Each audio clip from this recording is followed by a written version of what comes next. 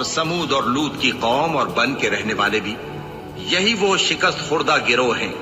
ان سب نے پیغمبروں کو جھٹلایا تو میرا عذاب ان پر آ واقع ہوا، اور یہ لوگ تو صرف ایک زور کی آواز کا جس میں شروع ہونے کے بعد کچھ وقفہ نہیں ہوگا انتظار کرتے ہیں، اور کہتے ہیں کہ اے ہمارے پروردگار، ہم کو ہمارا حصہ جلدی سے حساب کے دن سے پہلے ہی دے دے۔ اے پیغمبر صلی اللہ علیہ وآلہ وسلم، یہ جو کچھ کہتے ہیں اس پر صبر کرو، اور ہمارے بندے داؤد کو یاد کرو جو صاحب قوت تھے، بے شک وہ رجوع کرنے والے تھے۔ ہم نے پہاڑوں کو ان کے زیر فرمان کر دیا تھا کہ صبح و شام ان کے ساتھ تسبیح کرتے تھے، اور پرندوں کو بھی کہ وہ جمع رہتے تھے، ہر ایک ان کے آگے رجوع رہتا تھا، اور ہم نے ان کی بادشاہی کو مستحکم کیا اور ان کو حکمت اور فیصلہ کن خطابت عطا فرمائی۔ اور اے نبی صلی اللہ علیہ وآلہ وسلم، کیا تمہارے پاس ان جھگڑنے والوں کی بھی خبر آئی ہے جب وہ دیوار پھاند کر اندر داخل ہوئے؟ جس وقت وہ داؤد کے پاس آئے تو وہ ان سے گھبرا گئے۔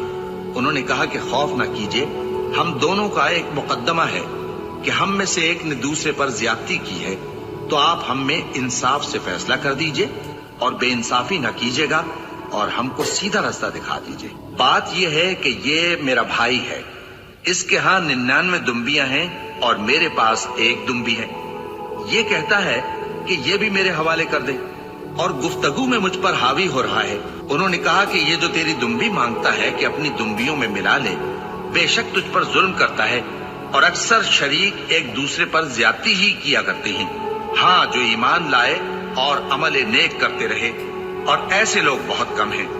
اور داؤد نے خیال کیا کہ اس واقعے سے ہم نے ان کو آزمایا ہے، تو انہوں نے اپنے پروردگار سے مغفرت مانگی اور جھک کر سجدے میں گر پڑے اور اللہ کی طرف رجوع کیا، تو ہم نے ان کو بخش دیا، اور بے شک ان کے لیے ہمارے ہاں قرب اور عمدہ مقام ہے۔